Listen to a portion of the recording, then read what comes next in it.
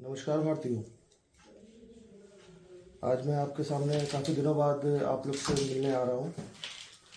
बीच में एक्चुअली मैं घर में फंक्शन था, मेरे छोटे वाले भाई के लड़का हुआ है, तो इस वजह से मैं थोड़ा बिज़ी था, इसलिए मैं थोड़ा वीडियो बनाने में लेट हो गया हूँ। आज एक्चुअली मैं जिस बारे में बात करने जा रहा हूँ वो आप लोग सबके मन में कहीं ना कहीं कभी ना कभी विचार आता होगा कि यार ये 7 लोग के बारे में बात होती है, 7 लोग हैं क्या चीज़। अब सब लोग तो वेद पुराण नहीं पढ़ पाते हैं, ना ही हर लोग कथा में जा पाते हैं, और जो कथा सुनते भी हैं वो इतनी गहराई से शायद उस चीज़ को नहीं समझ पाते हैं। कि अगर जैसे मैंने अपने शॉर्ट वीडियो में बोला भी था कि 7 जो है ना बहुत कॉमन वर्ड है, जैसे 7 7 लोक, 7 महाद्वीप, 7 सागर, 7 जन्म, 7 जन्म का रिश्ता, ये मैंने एक अपने शॉर्ट वीडियो में बनाया है। ऐसे बहुत सारी चीज़ें हैं जो 7 से रिलेट करती हैं, तो कहीं ना कहीं उस चीज़ के बारे में मैं डिस्कस नहीं करने जा रहा हूँ। मैं आज बात करने जा रहा हूँ 7 लोक की। अब वो 7 लोक क्या है, पहले इसके बारे में जानते हैं। तो पहला लोक है कैलाश पर्वत या कैलाश धाम, या जिसको शिव लोक कहते हैं। दूसरा है बैकुंठ लोक, या जिसे हम लोग भगवान नारायण का घर भी मानते हैं। तीसरा है ब्रह्मलोक। चौथा है स्वर्गलोक। पांचवा है पितृलोक। छठा है पृथ्वीलोक, और 7वां है पाताल लोक। तो चलो, हमें ये तो पता चल गया कि हमारे 7 लोक कौन से हैं, पर ये 7 लोक क्यों हैं और इनमें होता क्या है, और एक्चुअली में यहाँ किस तरीके के प्राणी होते हैं, या हम लोग को क्यों ये लोक के बारे में जानना चाहिए। अगर आपको इसके बारे में इंटरेस्ट है या आपको उत्सुकता है, तो उसी उत्सुकता को मैं दूर करने के लिए वीडियो बना रहा हूँ। क्योंकि मैं शायद इसीलिए ही कुछ चीज़ें पढ़ता रहता हूँ, या मैंने वेद पुराणों का अध्ययन किया है, या जो भी मैं सुनता रहता हूँ गुरु महाराजों के जो सत्संग वगैरह, उनका जो निचोड़ निकलता है, तो मुझे लगता है कि उसको समराइज़ भी करना चाहिए कहीं ना कहीं। तो समराइज़ करने के लिए ही, जैसे अब हर चीज़ को अब बहुत ज़्यादा अगर आपको जल्द बताया जाएगा ना, तो बहुत सारी चीज़ें हम लोग याद नहीं रख पाते, क्योंकि हमारा दिमाग ना बहुत करंट की चीज़ को याद रखता है। कि अगर या तो करंट की चीज़ को आपको याद रख सकते हो, या जिस चीज़ की वजह से आपको कोई शौक लगा हो, कोई घटना ऐसी हुई हो, वो चीज़ आपके दिमाग में रहेगी। ऐसे जब कोई शॉर्ट और अच्छी चीज़ होती है ना, तो वो हमारे दिमाग में रहती है। बहुत बड़ी चीज़ हम भूल जाते हैं। हमारी पसंद की कोई कहानी या पिक्चर या कथा होती है तो हमारे दिमाग में रहती है, वरना हम भूल जाते हैं कि वो उस पिक्चर में हीरो हीरोइन तक कौन थे, या उस कथा के अंदर क्या कथावाचक ने बोला था और उसका सार क्या था। हम फिर दोबारा से उसको सुनते हैं, या दोबारा उस जगह पे दोबारा उस वीडियो को देखते हैं। तो मेरा कहने का बस ये है कि मैं शॉर्ट में आज इस चीज़ को बताना चाह रहा हूँ, ताकि आप लोग के मन में इन चीज़ों के बारे में थोड़ी बहुत जानकारी आ सके। तो सबसे पहले कैलाश लोक की बात करते हैं, कैलाश पर्वत की। यह ध्यान का, जिसको कह सकते हैं ध्यान लोक, ध्यान समाधि पराकाष्ठा का लोक है। जिनके अंदर ध्यान लगाने की क्षमता है, जो मौत और जन्म से परे हैं, जिनके अंदर इस चीज़ का अभिमान खत्म हो गया है, जो अपने आप को हर चीज़ से परे कर चुके हैं, वही इस लोक में ही जा सकते हैं। क्योंकि शिव तत्व एक ऐसा तत्व है जिस तत्व में विभूति का इस्तेमाल भी होता है, मांस का भी इस्तेमाल होता है, और वो किसी भी चीज़ और किसी भी रूप में पाते हैं। क्योंकि अगर वो शमशान घाट में आप देखिए, किसी भी शमशान घाट में शिव जी विराजमान होंगे, और कोई देवता को विराजमान नहीं किया जाता है। उन देवी देवताओं से लेके मनुष्य जानवर से लेके भूत प्रेतों तक को वो अपने साथ लेके चलते हैं। तो इसका मतलब यह है कि जो सिर्फ ध्यान और समाधि, और जो हर चीज़ से अलग हो चुका है, जिसके अंदर कोई भी विरक्ति नहीं बची है, जो आसक्तियों से दूर हो चुका है, वो शिव लोक में जाएगा। बैकुंठ धाम क्या है? सब लोग जानते हैं मोक्ष धाम है। लोग बैकुंठ लोक के बारे में जानते हैं, अपने घरों के आगे बैकुंठ धाम लिखते हैं, बैकुंठ लोक के बारे में सुनते हैं। हर कथावाचक कहता है कि आपका जन्म जो हुआ है वो मोक्ष प्राप्ति के लिए हुआ है। लेकिन मोक्ष प्राप्ति के लिए आपको जो कर्म करने पड़ते हैं, वो कर्म करने के लिए आपको बहुत सारी चीज़ों का त्याग और बलिदान करना भी पड़ता है। ऐसा नहीं है कि आपने बस मन में सोच लिया कि नहीं यार, आज से मैं ये चीज़ मैंने सुनी है तो मैं आज से ये काम छोड़ दूंगा, या मुझे ये काम नहीं करना है, या मेरा धर्म ये अलाउ नहीं करता है। ऐसा कुछ भी नहीं है।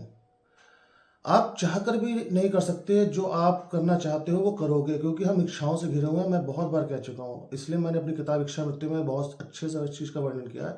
हम इंसान चाहकर भी कोशिश भी कर सकते हैं, लेकिन वो कुछ दिनों के लिए कर सकते हैं, उसके बाद हमारी फिर कोई इच्छा आती है और हम अपने कर्म पथ से भटक जाते हैं। मोक्ष प्राप्ति का जो द्वार है वो बहुत सुगम नहीं है, लेकिन दुर्गम भी नहीं है। आपको भगवान में अपने आप को लीन करना है, उसको 24 घंटे याद करना है। जैसे आप सांस लेते हो, आप सांस लेना नहीं भूलते ना। अगर आप गाड़ी चला रहे हो तो आप गाड़ी चलाते समय रास्ता देख रहे होगे, लेकिन आपका ध्यान जो होगा वो कहीं और चल रहा होगा। दिमाग में बहुत सारी चीज़ चलती हैं, लेकिन रास्ता आपको दिख रहा है। आप कहीं जा रहे हो, अगर आप खुद सोचिए, अगर आप बहुत कहीं जा रहे हो तो आप जाते जाते रास्ते को भूल जाते हो और आपके दिमाग में कोई अलग पिक्चर चलने लगती है।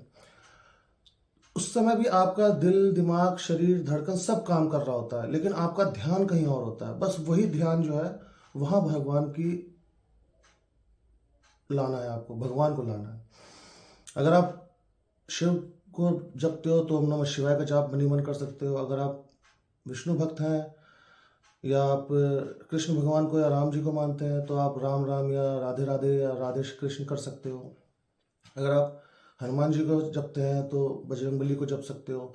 माता रानी को अगर आप पूछते हो तो जय माता दी या सरस्वती माता जी के बारे में आप उनका मंत्र जाप, किसी भी चीज़ से जिससे आपको सुकून मिलता हो, जिससे आपको ताकत महसूस होती हो, या जो भी आपके इष्ट देव हो, आप 24 घंटे अगर उसको अपने मन में जपते हो, वो आपका वैकुंठ जाने का एक रास्ता है, मोक्ष प्राप्ति का एक रास्ता है। क्योंकि आप अपने दिन भर के कर्म के बाद भी उस चीज़ को छोड़ नहीं रहे हो। भगवान आपको देखता है, जानता है, मानता है, समझता है कि मेरा बच्चा है, मुझे हर पल याद रखता है, मुझे भूलता नहीं है एक पल के लिए भी। तीसरा लोक है ब्रह्मलोक। ब्रह्मलोक ज्ञान लोक भी है और इच्छा पूर्ति का भी लोक है। ज्ञान लोक क्योंकि ब्रह्मदेव के हाथ में चारों वेद हैं। चार वेद कौन से? ऋग्वेद, सामवेद, अथर्ववेद, यजुर्वेद। जो ज्ञान प्राप्ति करना चाहते हैं वो ब्रह्मलोक से ज्ञान प्राप्ति करते हैं, या ये कह सकते हैं कि जिनके अंदर ज्ञान है उनके ऊपर ब्रह्मा जी का एक आशीर्वाद है, क्योंकि हम सब एक तरीके से ब्रह्मा जी के मानस पुत्र हैं। एक तरीके से ऐसा सोच सकते हैं, क्योंकि इंसान की उत्पत्ति या सृष्टि की उत्पत्ति ब्रह्मा जी ने की है। तो ब्रह्मा जी ने अगर किया तो ब्रह्मा जी, अगर हमारे अंदर ज्ञान है और हम ज्ञान पाने की इच्छा रखते हैं और हम ज्ञान लेने के बारे में सोचते हैं और उसमें शर्माते नहीं है, क्योंकि बहुत सारे लोग ना ज्ञान लेने के लिए शर्माते हैं कि मैं कैसे पूछूं, इससे मेरी बेइज्जती हो जाएगी। अगर आप कोई चीज़ सुन रहे हो और आपका मन में कोई क्वेश्चन है और आपके अंदर कोई जिज्ञासा है, अगर आप उस चीज़ को पूछ नहीं रहे हो, यानी कि आप अज्ञानी होते जा रहे हो। क्योंकि कल को अगर आप वो चीज़ किसी के सामने बोलोगे तो आप पूर्ण रूप से उसका ज्ञान नहीं बता पाओगे कि उस चीज़ का असली मतलब क्या था। आप कोई कथा सुन के आ रहे हो, आप कोई प्रवचन सुन के आ रहे हो, आप कोई धर्म का ज्ञान लेके आ रहे हो, किसी भी धर्म का, और अगर आपके मन में कोई जिज्ञासा उत्पन्न हुई और अगर आपने उसका क्वेश्चन या उसकी जिज्ञासा को शांत नहीं किया उसी समय, तो आपका वहाँ से निकलना और वो ज्ञान प्राप्त करना अधूरा है। इसका मतलब आपके ऊपर ब्रह्मा जी की कृपा नहीं हुई, या आपके अंदर उस तत्व का विकास नहीं हुआ जो आपको उस ब्रह्म ज्ञान तक पहुंचा सके। कहते हैं ना, ब्रह्म ज्ञान हो गया इस बंदे को, या इसके अंदर ब्रह्म ज्ञान है। ब्रह्म ज्ञान मतलब उसके अंदर ज्ञान है, तो वो ब्रह्मलोक ज्ञान है, ज्ञान की जगह है। और इच्छा पूर्ति की जगह इसलिए क्योंकि बहुत शॉर्टकट में, या कहते हैं कि बहुत जल्दी ही मानने वालों में से शिव जी की तरह ब्रह्मा जी भी हैं। और आपने देखा भी होगा हमारे टीवी सीरियल वगैरह में कि जब कोई भी राक्षस पूजा करता था वो ब्रह्मा जी की पूजा करता था और ब्रह्मा जी से आशीर्वाद लेता था अपनी इच्छा पूर्ति के लिए कि मैं इस तरीके से मरूं या मुझे ये वरदान मिले। तो इच्छा पूर्ति अगर आपको करनी है, और तो इच्छा पूर्ति ज्ञान से होगी ना। वो करते थे तपस्या के थ्रू, आज की तपस्या ज्ञान है। आपके पास जैसा ज्ञान होगा आपको वैसी पोजीशन मिलेगी, आपके पास जैसा ज्ञान होगा आप वैसी कमाई कर सकते हो, वैसा बिजनेस खोल सकते हो, वैसी नौकरी कर सकते हो, उसी जगह पे आप जा सकते हो जिस तरीके का आपने ज्ञान लिया। तो यानी ज्ञान आपकी इच्छा पूर्ति का एक मार्ग बन गया है। तो ज्ञान और इच्छा पूर्ति के लिए ब्रह्मलोक। स्वर्गलोक, स्वर्गलोक कुछ भी नहीं। स्वर्गलोक भोग विलास और सत्ता के लोभी लोगों के लिए, या उन लोगों के लिए है जो ये समझते हैं कि मैं ही सब कुछ हूँ।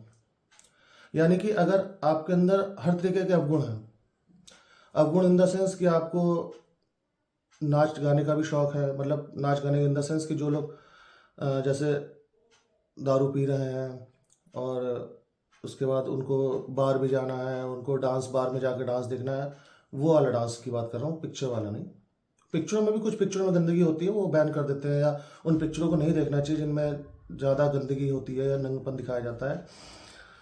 जिनमें ज्ञान है या जिनमें कंटेंट अच्छा है वो पिक्चर तो अच्छी है और उनको नेशनल अवार्ड मिलता है, या वो पूरा परिवार बैठ के भी देखता है। पर मेरा कहने का मतलब है, भोग विलास का मतलब कि हम सारी अपनी इच्छाएं पूर्ति कर रहे हैं और अपने मन का कर रहे हैं।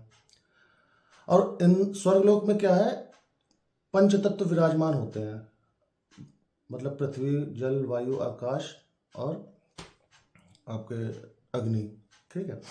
ये पंच तत्व जो है ये वहाँ पे विराजमान है, और पंच तत्व से हमारा शरीर हमारा बना है। तो वही भोग विलास जो हम कर रहे हैं वो इंद्रदेव का, मतलब आपका शरीर एक तरीके से इंद्रदेव है जो पंच तत्व से बना हुआ है, भोग विलास में आपने लगा दिया। आप स्वर्ग लोक की अनुभूति यहीं पे कर लेते हो। किसी किसी दिन आपके मन से निकलता है, यार कितना अच्छा दिन था, मेरा तो मन खुश हो गया, आज मैंने ये पिया, वो खाया, चिकन भी खाया, दारू भी पी, और मैं वहाँ भी गया और डांस बार भी गया, और मैं आज फलाना करने गया, मेरा मन था इतने दिनों से करने का, मुझे तो स्वर्ग की अनुभूति हो रही है, या मैं इस जगह पे पहली बार आया था, मेरा तो सपना था इस जगह पे आने का। या कुछ लोग सेक्स को भी स्वर्ग की अनुभूति मानते हैं कि उनको उनके मन का सेक्स मिल गया, या उनने जिससे चाहा था उसके साथ उसको सुख मिल गया। वो अलग बातें हैं, वो आप लोग खुद समझदार हैं, वो उसके बारे में डिस्कस नहीं करना चाहूँगा। तो स्वर्गलोक कुछ नहीं है, स्वर्गलोक एक बेसिकली आप भोग विलास की जगह है, या अपने मन का एक संतुष्टि करने की जगह है। वो आप चाहे यहाँ अनुभव कर लो या आप उसको लोक मान लो। पांचवा जो है वो पितृलोक है। पितृलोक क्या है कि जो हम कर्म करते हैं ना, उस कर्म के अनुसार हमें या तो मोक्ष मिलता है, या हमें समाधि मिलती है, या हमें ज्ञान मिलता है। और अगर जब हमें इन सब के बीच में रह जाते हैं, और जब तक हमें हमारी आत्मा जो है, जो इस रूप को धारण किए हुए, शरीर रूपी धारण किए हुए है, उसके जो कर्म हैं वो इन तीनों के बीच में रह जाते हैं, और उसमें कुछ इच्छाएं बची रह जाती हैं। तो उस इच्छाओं को पूरा करने के लिए, या उन इच्छाओं की पूर्ति को खत्म करने के लिए एक जगह बनाई गई है जिसको पितृलोक कहते हैं, जहाँ पे वो लोग जाके विराजमान हो जाते हैं जो किसी ना किसी रूप में अभी भी पृथ्वी से जुड़े हुए हैं, जिनके परिवार वालों ने उनको नहीं पूरी तरीके से मुक्त किया है, उनका क्रियाक्रम सही से नहीं किया है, या वो खुद मरने के बाद अभी भी किसी ना किसी रूप में इस दुनिया से जुड़े हुए हैं कि मेरा परिवार अभी सुखी नहीं है, मेरा पुत्र पौत्र अभी तकलीफ में है, मेरा बच्चा या मेरी माता या जवानी में मर गए हैं तो मेरा अभी बीवी, मेरा बच्चा, और अगर शादी से पहले मर गए हैं तो मेरे माँ बाप, और अगर बचपन में मर गए हैं तो ना वो पितृलोक जाएगा ना ही वो स्वर्गलोक जाएगा, वो दोबारा ही जन्म लेगा किसी न किसी रूप में उन 84 लाख योनियों में, क्योंकि अभी वो पूर्ण रूप से जन्म, मतलब उसने अपने कर्म करना शुरू ही नहीं किया था। तो जिस तरीके के आप कर्म करते जाते हो उस तरीके के आपको लोक मिलते हैं, मतलब स्टेज बाय स्टेज आप पहुंचते हो वहाँ पे। और कुछ ऐसे कारण बना देता है खुद मनुष्य कि वो इंसान उस लोक तक ही नहीं पहुंच पाता, क्योंकि हम वो कर्म नहीं करते हैं, या कहीं ना कहीं उसको हम बीच में रोक लेते हैं कि अभी मेरा मन नहीं है कि मैं अपने उस इंसान से दूर हूँ। और ऐसी इच्छा या ऐसा रोना पीटना या ऐसा तकलीफ खुद को देने लगते हैं कि वो चाहकर भी वो इंसान पृथ्वी लोक और उस लोक के बीच की जो दूरी है वो तय नहीं कर पाता, और वो एक लोक जो पितृलोक बना है जो चंद्रमा और पृथ्वी के बीच में है, वो उस बीच में जाके फंस जाता है। मतलब एक ग्रेविटेशनल चीज समझ लो, एक ऐसी लोक जो अदृश्य रूप में है लेकिन वो आत्मा वहीं पर ही रुक जाती है जाके। इसलिए पितृलोक जो होता है, जब होता है तो पितृलोक में चंद्रमा पृथ्वी के सबसे करीब होता है। ये साइंस भी कहता है, देखिए मैं नहीं बोल रहा हूँ, साइंस भी कहता है, पुराण भी कहते हैं, वेद भी कहते हैं।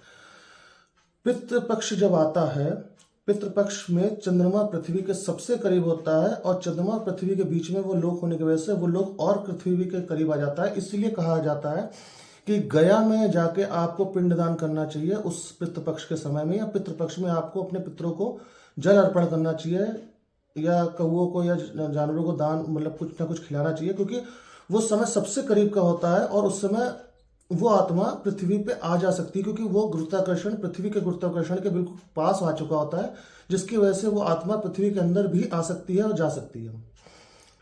और पितृपक्ष के बाद चंद्रमा की दूरी जैसी होती है तो वो दूरी बढ़ जाती है, जिसकी वजह से वो आवागमन नहीं हो सकता है। और ये पुराणों में बहुत अच्छे से वर्णन किया गया है। साइंस ने तो अब जाके जाना है इस चीज़ को, साइंस तो बहुत धीरे धीरे हर चीज़ जान रही है, और वो समझा रही है अपने हिसाब से। लोग साइंस को जो मानते हैं वो साइंस को ही मानेंगे, वो हमारे धर्म को नहीं समझ पाएंगे और वेद पुराणों को तो बिल्कुल नहीं समझ पाएंगे। भले ही रिसर्च उसी पे कर रहा है, नासा भी रिसर्च कर रही है वेद पुराणों पे, नासा भी रिसर्च कर रही है रामायण पे और महाभारत पे कि ऐसा हुआ है तो ऐसा कैसे हुआ है, और जब वो कर लिए हैं तो उन्होंने कहा नहीं ऐसा हो सकता है। इसके बारे में मैं एक वीडियो अलग से बनाऊंगा कि वो जो साइंस कर रही है, साइंस और ये जो रामायण और महाभारत है इसके बीच में क्या है, ये मैं एक अलग वीडियो बना के आपको बताऊंगा। इसके बाद पांचवा लोक आता है पृथ्वी लोक। पृथ्वी लोक इच्छा रखने का लोक है, मृत्यु लोक है और कर्म करने का लोक है। मतलब इच्छा लोक को मैं इसलिए इच्छा पूरी करने का लोक मैं इसलिए बोल रहा हूँ, जो मैंने इच्छा मृत्यु में अपनी किताब में बोला है। बार बार मैं इसलिए अपनी किताब का नाम लेता हूँ क्योंकि मेरे बहुत सारे विचार मैंने उसमें पहले प्रकट कर रखे हैं। जो लोग नहीं खरीद पाए हैं वो लोग इस वीडियो के माध्यम से समझ सकें कि मैंने उस किताब में क्या क्या वर्णन करने की कोशिश की है। तो मृत्यु लोक का मतलब है कि जो यहाँ जन्मा है वो मरेगा ही मरेगा, वो अमर नहीं है, वो अमर बन ही नहीं सकता किसी भी रूप से, चाहे साइंस कितना ही आगे क्यों ना चले जाए। आप साइंस के द्वारा 10-20 साल उम्र बढ़ा सकते हो, 50 साल उम्र बढ़ा सकते हो, किसी रोग को रोक सकते हो कुछ समय के लिए, लेकिन आप अमर नहीं हो। इच्छा पूर्ति का लोक मैं इसलिए कहता हूं क्योंकि हम इच्छाओं में ही घिरे हैं बचपन से लेकर और बुढ़ापे तक, किसी ना किसी इच्छाओं से। और कर्म लोक इसलिए है क्योंकि यही वो एक जगह है सारे लोकों में जहां से हम किसी भी लोक में जा सकते हैं, इवन पाताल लोक में जो 7वां लोक है, जिसके बारे में अगले बताने वाला हूँ। 7वां लोक पाताल लोक। पाताल लोक बेसिकली ईर्ष्या, घमंड, द्वेष, व्यभिचार और अनाचार करने वाले लोगों का लोक है, जो अपने पतन का कारण खुद बनते हैं और जिनके अंदर अनासक्ति है, जो धर्म को नहीं मानते, जो नास्तिक किस्म के लोग हैं, या जो अपने आप को ही भगवान या देवता समझ चुके हैं पैसे की वजह से या सत्ता या किसी भी पावर की वजह से।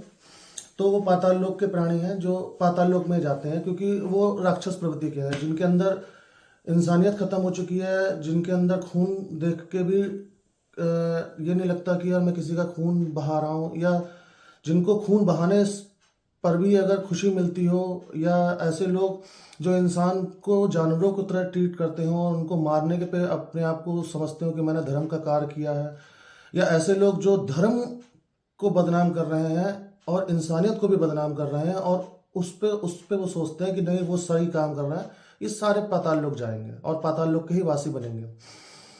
क्योंकि ऐसा बना ही नहीं कोई नियम या ऐसा कोई धर्म सिखाता ही नहीं है कि कभी भी आप कोई गलत काम करो और उसके बाद आपको कोई भी ऐसी चीज या कोई भी ऐसा लोक या ऐसा आपका जो भी धर्म हो उस धर्म में लिखा हो कि नहीं आप गलत काम करोगे तो मैं आपको अपने पास बुलाऊंगा। नहीं है, कहीं नहीं है। अनपढ़ लोगों को समझ में नहीं आता और पढ़े लिखे लोग उस चीज़ का फ़ायदा उठाते हैं, जो इस तरीके की चीज़ों को या इस तरीके के लोगों को बढ़ावा देते हैं, जो थोड़ा ज्ञानी हो गए हैं, जिनने थोड़ा ज्ञान लिया है, पूरा ज्ञान नहीं लिया है। पूरा ज्ञान होता तो वो ऐसा काम नहीं करता। जिन्होंने थोड़ा ज्ञान लिया है और वो सोचते हैं कि नहीं मैं 150 लोगों को ऐसा ज्ञान दूंगा तो वो मेरी बात मान के ऐसा काम करेंगे और दूसरों को परेशान करेंगे या दूसरों को मारेंगे, तो ये थोड़े ज्ञानी टाइप के लोग हैं जो पाताल लोक में ही जाकर रहेंगे। तो बेसिकली पाताल लोक उन लोग का 7वां लोक हुआ है। तो छठा लोक जो है वो पृथ्वी लोक है, जो कर्म करने का लोक है। अब कर्म जो है वो आपको किस लोक में पहुंचाएगा ये आप खुद समझ सकते हो, अब आसानी से समझ सकते हो। अगर ये 7 लोक के बारे में अगर आपको कोई परेशानी हो या समझ में ना आया हो या आपको कोई क्वेश्चन हो तो आप मुझसे पूछ सकते हैं, कमेंट कर सकते हैं। मेरे ख्याल से इससे ज़्यादा आसान तरीके से ना मैं समझा सकता हूँ और ना ही किसी किताब में आपको मिलेगा। हो सकता है किसी कथावाचक ने भी इतने आसानी से नहीं समझाया होगा, गारंटी तो नहीं लेता हूँ, लेकिन मैं इतना जरूर कहता हूँ कि अगर आपको अपने लोक और अपनी आत्मा को सही जगह पहुंचाना है तो अपने बच्चों में क्या संस्कार देने हैं, हमें किसी के मरने पे रोना है या नहीं रोना है, हमें किस लोक में जाना है, ये सब हम अभी तय कर सकते हैं। ये कहीं नहीं मिलेगा। अगर फिर भी आपको कुछ डाउट है आप मेरी किताब खरीद सकते हैं, नहीं खरीद सकते आप गूगल पे या अमेजोन पे जाके ई बुक ले सकते हैं, आप मोबाइल पे पढ़ सकते हैं। उसके बाद भी अगर आपको नहीं समझ में आता आप मुझे कमेंट कर सकते हैं, व्हाट्सएप कर सकते हैं, कोई भी क्वेश्चन आप मुझसे पूछ सकते हैं। अगर मेरे बस का होगा, जितना मुझे ज्ञान है, मैं आपको उस चीज़ के बारे में जानकारी देने की कोशिश करूँगा। 7 लोग क्या हैं आज मैंने आपको बताया। अगले वीडियो में मैं आपको कोशिश करूँगा बताने की साइंस का और धर्म के बीच में जो एक लड़ाई चल रही है सालों से, उसके बारे में। तब तक के लिए नमस्कार। अच्छा लगेगा तो उन लोग को जरूर बताइएगा जिनको धर्म के बारे में थोड़ी बहुत जानकारी कम है, या जो जिज्ञासु हैं और उनको जानकारी हो, उनको जरूर बताइएगा कि ये एक वीडियो है जिसको आप देख सकते हैं।